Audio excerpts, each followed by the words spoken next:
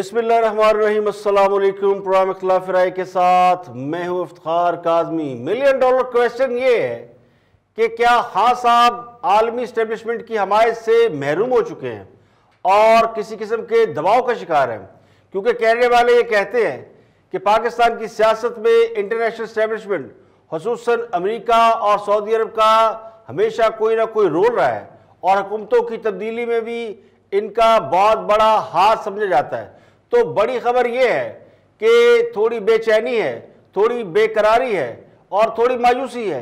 शिकायत करने के बावजूद अमरीकी सदर ने अब तक खान साहब से राब्ता नहीं किया और अब यह बेचैनी इस हद तक खुलकर सामने आ गई है कि अमरीकी हुकाम को शिकायतें की जा रही हैं कि अगर अमरीका हमसे बात नहीं करना चाहता तो फिर हमारे पास ऑप्शन मौजूद है और यह ऑप्शन यकीनी तौर पर चीन के सिवा तो कोई नहीं है। पाकिस्तान ने तो नहीं बताया कि ऑप्शन क्या है, लेकिन जो प्रैक्टिकल तौर पे होता हुआ नजर आ रहा है वो ये है कि जनरल आसिम सलीम बाजवा को चेयरमैन चीफ पैक के ओहदे से हटाना वो चीन के तहफ़्फ़ुज़ात को दूर करने की कोशिश बयान किया जा रहा है और ये इनडायरेक्टली अमेरिका को पैगाम दिया गया है कि अगर आप नहीं तो फिर चाइना तो है।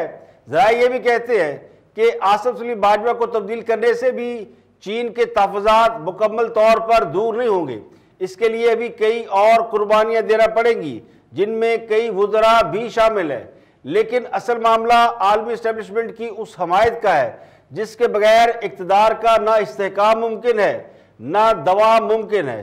तो कहने वाले ये कहते हैं कि खान साहब इस बात पर भी बड़े परेशान हैं कि इंटरनेशनल इस्टेब्लिशमेंट नवाज शरीफ के साथ राब्ते में है और उनके साथ बहुत दिनों से आम शख्सियात मुलाकातें कर रही हैं, जिसके बाद हुकूमती सतह पर अमेरिका के साथ बराह रास्त राब्तों पर जोर दिया जा रहा है और कौमी सलामती के मुशीर ना सिर्फ अमेरिका गए बल्कि उन्होंने अमेरिकी हुकाम के सामने जाके शिकायत लगाई कि जी ये कौन सी बात है। हमें बार बार कहा जाता है कि अब फोन आ रहा है, कल फोन आ रहा है और अब ये कहा जा रहा है वक्त आने पर फोन कर लिया जाएगा। तो खान साहब ने बिन मांगे अमेरिकी अड्डे देने से इनकार करके ये कोशिश की थी कि शायद अमेरिका दबाव में आ जाए और अमेरिकी सदर फोन उठाए और खान साहब से कहे कि नहीं नहीं आप हमें अड्डे दे दे, तो उनसे बात हो जाएगी और आलमी इस्टेब्लिशमेंट के साथ कोई कनेक्शन हो जाएगा जो राब्ता टूट चुका है। अब दूसरी बार मोइद यूसुफ के जरिए ये अटेम्प्ट की गई है, ये कोशिश की गई है और उसके उनको मुतबादल ऑप्शन इख्तियार करने की इनडायरेक्ट धमकी भी दी गई है। तो जरा ये कहते हैं कि खान साहब ये चाहते हैं, उनकी ख्वाहिश ये है कि आम इंतखाबात से कबल इंटरनेशनल इस्टेब्लिशमेंट के साथ उनके ताल्लुकात बेहतर हो जाए। अब ये उनका माजी का तजर्बा है या उनका कोई और एक्सपीरियंस है, लेकिन वो दुनिया को ये बावर कराना चाहते हैं कि वो बेहतरीन चॉइस है। जब अमेरिकी सदर अमेरिका में ट्रंप सदर थे तो खान साहब उन्हें कमोबेश ये बता चुके थे, उनके साथ दोस्ती का एक सिलसिला बना चुके थे। अब उनके बाद आए हैं जो बाइडन, जिन्होंने अभी तक खान साहब को तो क्या किसी और को भी फोन नहीं किया, लेकिन खान साहब की पूरी कोशिश है कि आम इंतखाबात से पहले पहले अमेरिका के साथ ताल्लुकात बेहतरी का जो इंप्रेशन है वो दिया जाए, क्योंकि इस वक्त ताल्लुकात की खराबी का इंप्रेशन मौजूद है। जरा ये भी कहते हैं कि दूसरी तरफ लंदन में बैठे नवाज शरीफ भी वो खाली बैठे नहीं हुए और सिर्फ बयानबाजियां नहीं कर रहे, बल्कि वो भी आलमी इस्टेब्लिशमेंट के साथ अपने जो राब्ते हैं वो बेहतर कर रहे हैं। उनके सऊदी अरब में भी बाज़ लोगों से राब्ते हुए हैं और अमेरिका में भी बहुत से लोगों से राब्ते हैं। पिछले दिनों इसी हवाले से पीपल पार्टी के चेयरपर्सन या चेयरमैन बिलावल भुट्टो भी अमेरिका गए थे। तो ये बात तो ज़मीनी हक़ाइक़ के बिल्कुल ऐन मुताबिक है कि अमेरिका को राज़ी किए बगैर पाकिस्तान में स्टेबल गवर्नमेंट करना ये अब तक एक सोच ही रही है।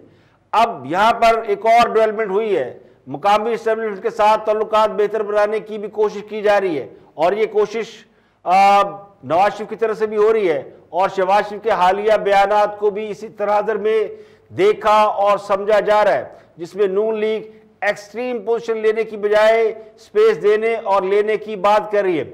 और अब सोने पे सुहागा ये कि हुकूमत ने भी ये इतराफ़ कर लिया है कि वो नवाज शरीफ को वापस नहीं ला सकते। आज शेर रशीद ने इस पर बात की। नून और शीन जो है वो काम पड़ गया। शहबाज शरीफ ने मफामत की तरफ बढ़ना है और पीपल्स पार्टी और नून लीग जो बड़े चीखते और चिल्लाते थे अपनी असल जगह पे आ गए। हमारी सोच से बड़ी सियासत पाकिस्तान में होने जा रही है जो कि इमरान खान खेलेगा और करेगा। आप लोग एक चू चू का मरब्बा है, कहीं नहीं जा रहा इमरान खान, और आप जैसी नालायक अपोजिशन में तो मुझे यकीन होता जा रहा है कि अगले 5 साल भी वो लगा लेगा। इलेक्शन से पहले पहले नैब के जो करप्शन के केसेस हैं उसके भी फैसले हो जाएंगे। शहबाज शरीफ ने ECL से निकालने की दरखास्त ही नहीं दी और मुझे तो ऐसे शक पड़ता है कि वो राह बना रहा है कि नवाज शरीफ को इलेक्शन के दिनों में सीधा जेल ना जाना पड़े। वही स्ट्रेटजी अपनाने की कोशिश कर रहा है जो उसने सऊदी अरब से नवाज शरीफ को लाने के लिए की थी। मैं नहीं ला सकता, मैं तो ना नवाज शरीफ को ला सका हूँ ना इल्ताफ हुसैन को ला सका। तो हुकूमत ने एक बार फिर नवाज शरीफ को वापस लाने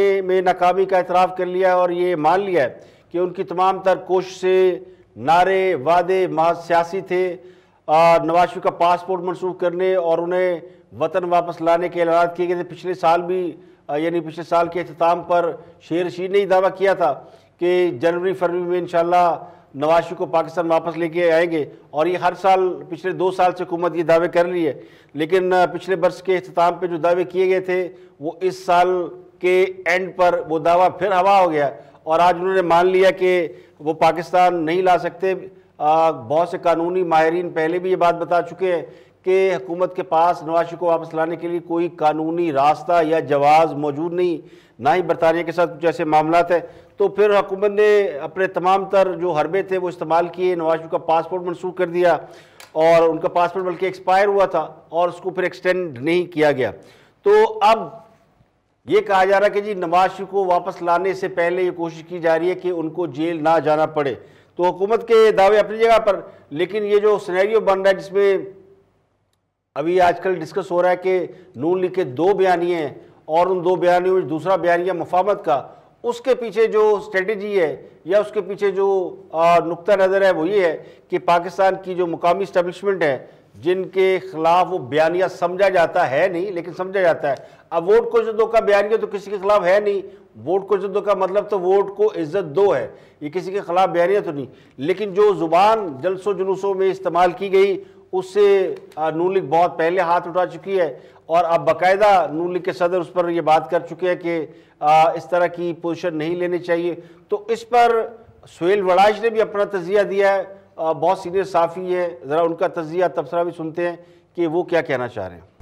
लेकिन प्रॉब्लम यह है कि जितना मज़ामती बयानिए में ये आगे जा रहे हैं और जितना टाइम गुजर रहा है 2 बयानियों में यानी मज़ामती बयानिए में और उसमें, उससे वोटर कंफ्यूज हो गया है और वोटर कंफ्यूज होके फिर इनएक्टिव हो जाता है, फिर वो वोट का इस्तेमाल नहीं कर पाता। और जो खासकर फ्लोटिंग वोट है जो कि आपको इलेक्शन जितवाता है, जो कि इलेक्शन की गारंटी होता है सत्ता की, वो फ्लोटिंग वोट आपके साथ नहीं आता। तो इसके लिए जरूरी है कि ये अपने जो मज़ामती बयानिया है उसके अंदर तब्दीली करें और अब उसको इलेक्टोरल बयानिया बनाएं, इंतखाबी बयानिया बनाएं जिसमें इंतखाब जीतने की तरफ तवज्जो दें। आप समझते हैं कि ट्रैक से अभी उतरे नहीं है, अभी गुंजाइश बाकी है या ट्रेन मिस हो चुकी है इस कश्मकश के हंगाम नून लीग के लिए? मेरा ख्याल है कि अभी ट्रेन मिस नहीं हुई, अभी पंजाब के अंदर उनका बड़ा होल्ड मौजूद है। अब भी अगर वो अपने आप को संभालें, अपने जो इलेक्टेबल्स हैं उनकी तरफ तवज्जो दें, अपना जो मज़ामती वोट बैंक है उसको भी काबू रखें और साथ ही साथ अगले इलेक्शन की बात करें, उसके मैनिफेस्टो की बात करें, अपने इंतखाबी वादों की बात करें, मुस्तकबिल की बात करें। अब माजी के किस्से से निकल के मुस्तकबिल की बात। तो उस सूरत में तो फिर सुहेल साहब जो क्राउड पुलिंग एलिमेंट्स हैं उनको खामोश रखना या करना होगा, बैकग्राउंड में उनको ले जाना होगा, ये मुमकिन हो पाएगा फिर मुफाहमती अनासर के लिए?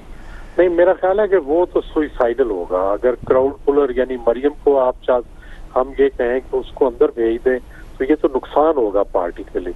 असल बात यह है कि मरियम नवाज शरीफ को इलेक्शन में इस्तेमाल किया जाए, उनको जलसे जुलूस किए जाएं, लेकिन जो बयानिया है वो इंतखाबी हो, वो इलेक्शन जीतने वाला हो, वो सिर्फ मज़ामती ना हो। मज़ामती बयानिया जो है वो आपको अंदर से तो मजबूत करता है लेकिन आपकी स्ट्रेंथ को बढ़ाता नहीं है।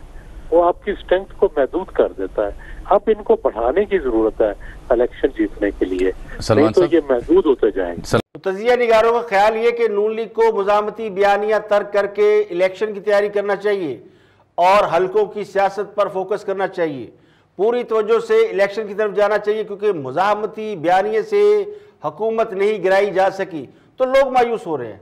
इसलिए उन्हें ट्रक की नई बत्ती यानी आइंदा इलेक्शन की कोई सूरत दिखाई जाए तो ये बात समझ में आती है कि अगले 2 साल तक मुस्लिम लीग नून या जो भी सियासी जमातें हैं वो ग्राउंड लेवल पे जाए और तंजीमी काम करें और मुस्लिम लीग नून मरियम नवाज को रेस्ट करा दे। जब जलसे जुलूसों की बारी आए तो उन्हें मैदान में उतार दिया जाए, क्योंकि वो क्राउड पुलर है। इस दौरान उन्हें थोड़ी बहुत हवा होरी की सहूलत दी जाए, लेकिन कमांड शहबाज शरीफ को दी जाए, हमजा शहबाज एक्टिव किए जाए ताकि वो तंजीमी काम कर सकें। और ये काबिल कदर किस्म के तजिया निगारों की राय है जो मुस्लिम लीग नून के दोहरे बयानिए पर खास से फिक्रमंद नजर आते हैं। तो नवाज शरीफ के लिए उनका मशवरा ये है कि वो मुजामती बयानियां तर्क कर दें। अब ना वो धांधली की बात करें, ना 2018 के इलेक्शन के किरदारों का नाम लें, ना ये कहे कि पीछे हट जाओ और अब धांधली की तो नहीं छोड़ेंगे। तो ये मोटी मोटी और आसान सी बातें वो कर रहे हैं जिन्हें ये मालूम है कि नवाज शरीफ को इक़्तिदार से क्यों निकाला गया, फिर भी वो भोले बादशाहों की तरह मुफ्त मशवरे दे रहे हैं। तो बसत एहतराम मैंने उसका तर्जमा कर दिया है कि बात को घुमा फिरा कर या मुश्किल बात करने की बजाय आसान लफ्ज़ों में ये बात समझा दी है कि आप मुस्लिम लीग के नून के जो दोहरे बयानिए की बात हो रही है वो क्यों हो रही है और क्यों ये कहा जा रहा है कि आप मुजामत का बयानिया तर्क करें और मुफाहमत का बयानिया जो है वो अपनाएं और इलेक्शन की तैयारी करें। तो बज़ाहिर इस बिटवीन द लाइन जो बात समझ में आ रही है तो कहीं ना कहीं ये बात जो है उसको रियलाइज कर लिया गया या इस बात पे कोई अंडरस्टैंडिंग हो गई है कि अब अगले इलेक्शन पर जाना है और उससे पहले पहले अपने जो तमाम रवाबत हैं जिनके ऊपर पिछले 2-3 साल में ले दे हो रही है और बड़ी घुमसान की लड़ाई हो रही है, वो अब सारे सीज फायर पे चले जाएं और वो अब अगले आने वाले मरहला जो कि 2023 के इलेक्शन होंगे उसके लिए तैयारी करें। तो अगर 2023 से पहले भी इलेक्शन होता है तो भी उसकी तैयारी है वो कर ली जाए, क्योंकि इस वक्त नून लीग जो है वो जलसे जुलूसों की सियासत तो कर रही है, लेकिन अगले इलेक्शन की तैयारी में वो जो जोड़ तोड़ की सियासत, वो जो लिस्टें बननी, उम्मीदवारों के इंटरव्यू, तो ये सब काम करने के लिए भी अच्छा खासा वक्त चाहिए होता है। तो एक तरफ तो इंटरनेशनल एस्टेब्लिशमेंट को राजी करने की कोशिश की जा रही है, तो दूसरी तरफ मुकामी एस्टेब्लिशमेंट के साथ भी दोस्ती का हाथ बढ़ा दिया गया है। तो ये है वो बयानिया जिसको इख्तियार करने के मशवरे लिए और दिए जा रहे हैं, बाकी समझदार के लिए इशारा ही काफ़ी है। यहाँ पे लेंगे एक ब्रेक और ब्रेक के बाद वापस आएंगे तो और भी हम मौज़ूआत आपके साथ शेयर करेंगे, हमारे साथ रहिएगा।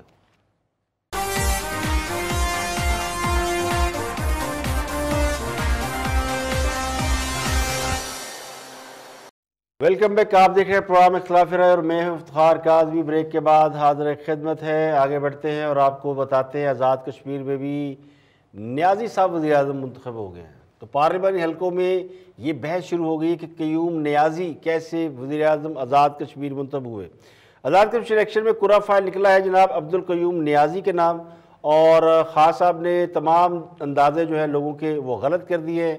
अब्दुल क़य्यूम नियाज़ी उन उम्मीदवारों में भी शामिल नहीं थे जिनको इंटरव्यू के लिए बुलाया गया था, वो उस लिस्ट में भी शामिल नहीं थे जिसके बारे में कहा जा रहा था कि वो आइंदा वज़ीर आज़म के लिए उम्मीदवार होंगे।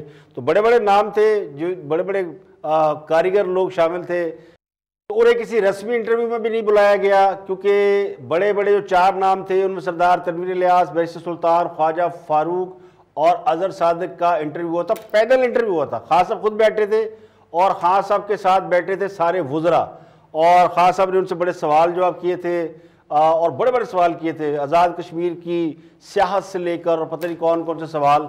और सरदार तनवीर इलियास तो बड़े मजबूत उम्मीदवार थे, उन पे ATM होने का भी इल्ज़ाम लगा, उन पे ये इल्ज़ाम भी लगा कि उनकी कंपेन किसी बहुत बड़े इदारे के लोगों ने चलाई है और फिर उन इदारे के लोगों को दाएं बाएं भी किया गया। तो सरदार तनवीर इलियास ने बहुत पैसे खर्च किए इस इलेक्शन के अंदर। तो कहने वाले कहते हैं कि पैसे खर्च करने की बजाय वो अपने नाम के आखिर में नियाज़ी लिख लेते तो शायद वो भी वज़ीर आज़म होते। अब अब्दुल क़य्यूम नियाज़ी हैं या नहीं है, ये बहुत बड़ा क्वेश्चन मार्क है। ज़राए के मुताबिक क़य्यूम नियाज़ी की बतौर वज़ीर आज़म नामजदगी में दुआओं का असर ज़्यादा है। यानी वो किसी कोई कहीं से कोई इस्तिखारा निकाला गया, फिर जायचे में ज़िला पूंछ का नाम आया कि जी वहाँ से कोई बंदा ले ले, कोई इस्तिखारा निकाला गया तो देखा गया जी वहाँ से जीता कौन है, जिस पर फैसला एक न्याजी के नाम निकला, अब्दुल कयूम न्याजी। तो वज़ीर-ए-आज़म ने उम्मीदवारों और पार्टी सियासत को देखते हुए रूहानी तरीक़ाकार के मुताबिक फ़ैसला किया। अब ये मैं अपने पास से नहीं कह रहा हूँ, ये मीडिया के अंदर इस तरह की ख़बरें मौजूद है। वज़ीर-ए-आज़म आज़ाद कश्मीर की नामजदगी पर इंतहाई सीक्रेट तरीके से जो है मुशावरत हुई और कुरा जो ज़िला पूंछ के नाम निकला, जिसके बाद ज़िला पूंछ की 7 नशिस्तों में हल्का LA 18 पर इत्तफाक किया गया। अगर खास साहब ये कुरा पहले निकाल लेते तो मुझे यकीन है कि सरदार तनवीर इलियास LA 18 की सीट पर इलेक्शन लड़ते। उन्हें क्या जरूरत थी कहीं और से इलेक्शन लड़ते अगर इसी तरह किसी को वज़ीर-ए-आज़म बनाना था। तो अब वज़ीर-ए-आज़म कयूम न्याजी ये आज़ाद कश्मीर के वज़ीर-ए-आज़म हैं।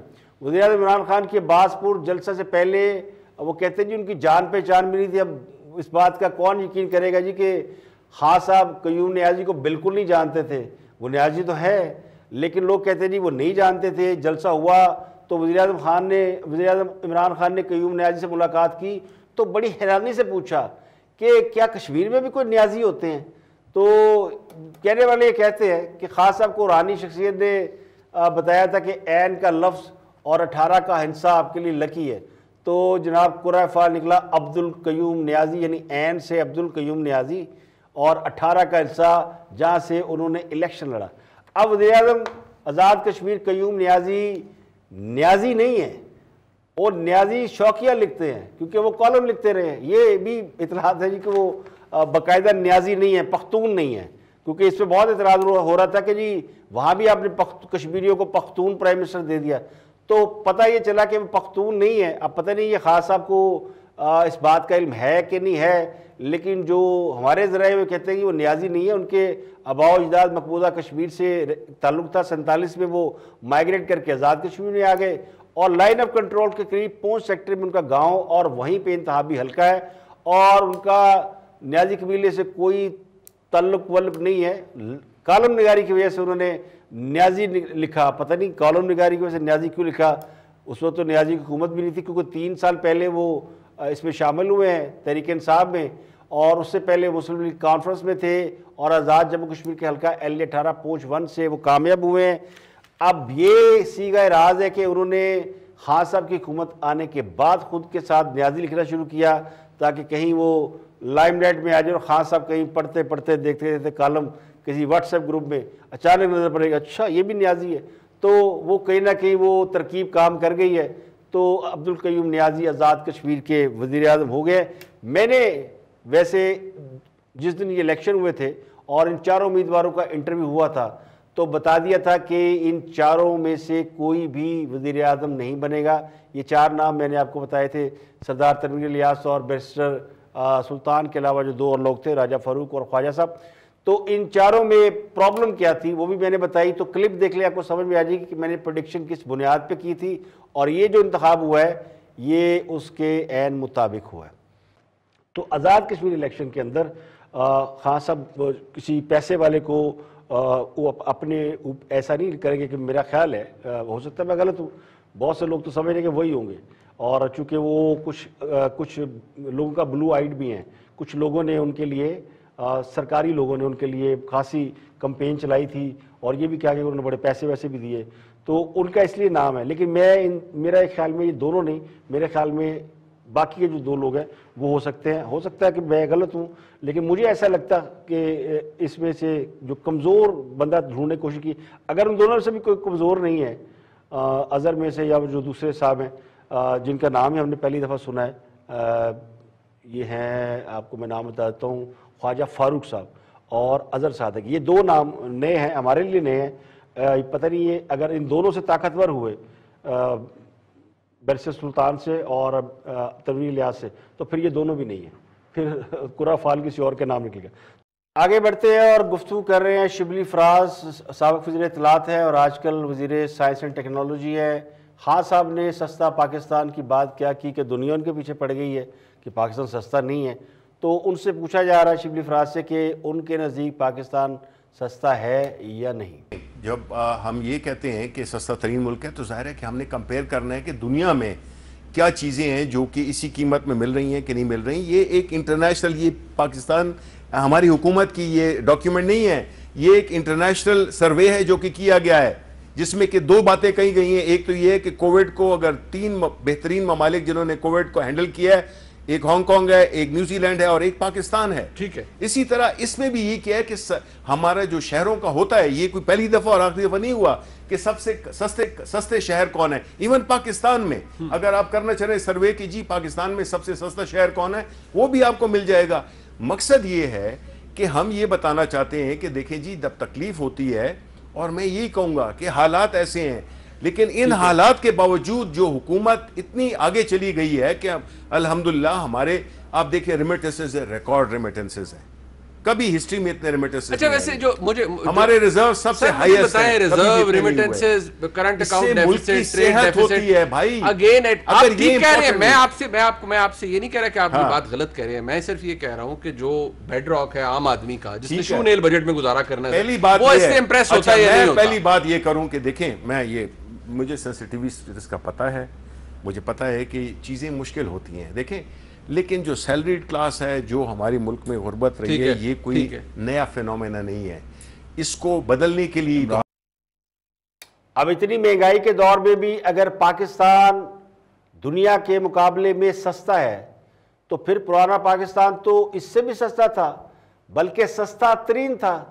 तो सवाल ये कि खान साहब ने 126 दिन तक डी चौक में आवाम से धमाले क्यों डलवाई कि बड़ी महंगाई है, और अगर पाकिस्तान इतना ही सस्ता है तो फिर वो कौन साहब थे जिनका गुजारा 2 लाख तरह में भी नहीं होता था। इस हिसाब से तो फिर नवाज शरीफ दौर में हर चीज़ को मुफ्त समझना चाहिए, क्योंकि इससे तो बहुत कम कीमत में थी। तो जिन बेशर्मों को उस वक़्त 65 रुपये पेट्रोल भी महंगा लगता था, यानी 65 रुपये लीटर, कहते थे बड़ा महंगा पेट्रोल है और हुक्मरान चोर हैं, और पेट्रोल की कीमत बढ़ाने वालों को चोर डाकू कहते थे, उन्हें आज 120 रुपये फी लीटर भी सस्ता लग रहा है। तो मसला ये नहीं है कि दुनिया के मुकाबले में हम महंगे हैं या सस्ते हैं, मसला तो ये कि क्या आवाम की आमदन और अखराजात में कोई बैलेंस है, कोई तवाज़ुन है। क्या आमदन इतनी है कि 2 वक्त की रोटी, 3 वक्त की तो बात ही कोई नहीं करता, अब 2 वक्त की रोटी रह गई है, 2 वक्त की रोटी और तन ढांपने के अलावा कुछ बचत कर सके, क्या इतनी आमदन है लोगों की। अब जिस मुल्क में जान बचाने वाली अद्वियात की कीमतें भी बसात से बाहर हो गई हैं, फल से ज्यादा सब्जी महंगी है, अदरक 600 रुपये किलो है, 600 रुपये किलो, और गोश्त से दाल की कीमत कहीं ज्यादा है। तो उनका मुकाबला उन मुल्कों से कर रहे हैं जिनमें 1 घंटे की उजरत भी 7 से 8 पाउंड है। यानी आप उजरत देखें तो अखराजात देखें। अब अगर हूरों वाले टीके लगवाएंगे तो फिर इंसान को 100 रुपये, 120 रुपये लीटर पेट्रोल, 110 रुपये किलो चीनी, 80 रुपये किलो आटा और 18 रुपये फी यूनिट बिजली और 164 रुपये का डॉलर भी सस्ता लगता है। तो खास साहब की किस बात पे यकीन करें, 2 लाख में गुजारा नहीं होता, या पाकिस्तान दुनिया का सस्ता तरीन मुल्क है। यहाँ पे लेंगे एक ब्रेक, और ब्रेक के बाद वापस आएंगे तो और भी हम खबरें आपके साथ शेयर करेंगे, हमारे साथ रहिएगा।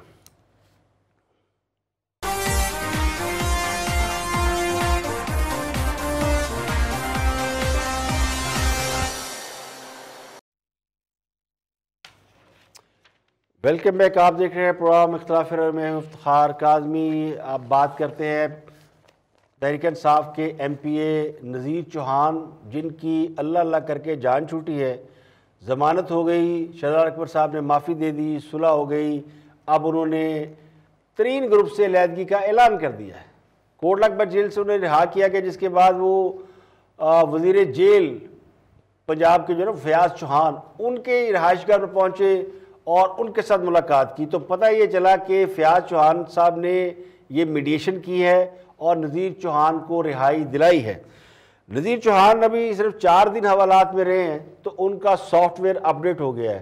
पहले वो तरीन ग्रुप के साथ थे, बढ़ के लगाया करते थे, नारे लगाया करते थे, शहजाद अकबर साहब को उन्होंने पता नहीं क्या कुछ कह दिया, और अब 4 दिन वो जेल में रहे हैं। तो बिल्कुल सीधे साधे, और उनको इमरान खान की क़यादत पर भी इत्मीनान है, और तरीन ग्रुप तो उन्हें बहुत बुरा लग रहा है, और वो कह रहे हैं तरीन ग्रुप ने तो मुझसे जहांगीर ने फ़ोन पे बात तक नहीं की, यानी पूछा नहीं कि जनाब क्या हुआ, क्या कर रहे हैं और क्या नहीं कर रहे, तो उन्होंने हाथ खड़े कर दिए। तो फिर शाबाश देनी पड़ेगी उन लोगों को, हम कहेंगे तो फिर लोगों को बुरा लगेगा। वो जो मुस्लिम लीग नून के लोग हैं वो कई महीने कैद में रहे, तो उन्होंने तो आके बाहर जेल से नहीं कहा कि हमें नवाज शरीफ ने मरवा दिया, हम नवाज शरीफ की वजह से इतने साल कैद में रह के, इतने महीने कैद में रह कर आए। तो उस जमात जिसके बारे में आजकल ये प्रोपेगेंडा किया जा रहा है जी वो दोहरे बयानी का शिकार है और उसका डबल दोहरा तजाद है और फलाना है, उस जमात के लोग तो खड़े हैं, और जिस जमात के लोग 4 दिन नहीं काट सके वो आपके सामने है। तो नज़ीर चौहान ने निकलते जो शिकवा किया वो ये था कि मैं जहांगीर तरीन के साथ हर पेशी पे गया, और लेकिन मुश्किल वक्त में जहांगीर तरीन ने मुझे छोड़ दिया, मुझे इस्तेमाल किया गया, लिहाजा तरीन ग्रुप से मेरा कोई ताल्लुक नहीं है। मैंने जहांगीर तरीन को अपना लीडर माना लेकिन वो इस काबिल नहीं है, तो मेरा जहांगीर तरीन ग्रुप के साथ कोई ताल्लुक नहीं है। मेरा एक ही लीडर है और इसका नाम है इमरान खान। ये होता है जनाब विजन, और ये होती है वो कहते हैं ना लॉयल्टी, और लॉयल्टी उन्होंने इमरान खान के साथ शो कर दी है कि जनाब किसी की ख्वाहिश थोड़ी कि दोबारा जेल में जाए और जाके हवालात में 4 दिन काटे, 4 दिन क्या फिर दोबारा गए तो लंबे जाएंगे। अब जहांगीर तरीन साहब को सोचना पड़ेगा, बल्कि जहांगीर तरीन ग्रुप में जो तमाम लोग शामिल हैं उन सब के कान तो खड़े कर दिए नज़ीर चौहान ने, जो कह रहे हैं मुझे इस्तेमाल किया गया। तो अब जो बाकी के लोग हैं, मेरा खदशा ये है, मैं प्रेडिक्शन कर रहा हूँ आज ही, कि जहांगीर तरीन ग्रुप में बहुत से लोग जो हैं वो आहिस्ता आहिस्ता इसी तरह दाएं बाएं हो जाएंगे। अगर उनके साथ भी नज़ीर चौहान वाला ही फार्मूला आजमाया गया, और उनमें वो भी शामिल हैं जो बड़ी धमकियां लगाया करते इस ग्रुप के रूहे रवां हैं, राजा रियाज साहब। तो राजा रियाज साहब के लिए खतरे की घंटी बज गई जनाब, उन्होंने बड़ी बातें की थी और वो भी बड़े उछल कूद कर रहे थे, वो भी जहांगीर तरीन को अपना लीडर माने बैठे हैं। तो मुझे लगता है कि ये इलेक्शन से पहले जहांगीर तरीन ग्रुप है ना, इसके खिलाफ बड़ा ऑपरेशन होने वाला है। ये ग्रुप नहीं रहेगा, वरना ये इलेक्शन में खान साहब को तंग करेगा, और अगर ये ग्रुप थोड़ा सा भी समझदार हुआ तो इससे पहले कि खान साहब उन पर कोई या हुकूमत उनके खिलाफ कोई एक्शन ले, उनको किसी तरह मूव करना होगा। और यही वो पॉइंट था, यही वो मुकाम है जहाँ नवाज शरीफ ने अपना कंधा देने से इनकार किया। तो अब ना दाएं गिरे ना बाएं गिरे, यानी आगे कुआं पीछे खाई। जहांगीर तरीन साहब जिन्होंने बहुत बड़ा काम किया था, खान साहब को इक़्तिदार में लाने में उनका बहुत रोल है, अब वो आइंदा मुझे लगता है कि मुश्किल का शिकार हो सकते हैं। लेकिन खान साहब ने उन्हें एनओ दे दिया है, हो सकता है वो सदके दिल से दिया हो, लेकिन नज़ीर चौहान वाले मसले में शहजाद अकबर साहब ने बता दिया कि जनाब ताकतवर आदमी ताकतवर ही होता है। तो आज के लिए इतना ही, कल फिर हाजिर होंगे मज़ीद खबरों तबसतुजियों के साथ। प्रोग्राम इख्तिलाफ राय से इफ्तिखार काज़मी को इजाज़त दें। अपना बहुत बहुत ख्याल रखिएगा।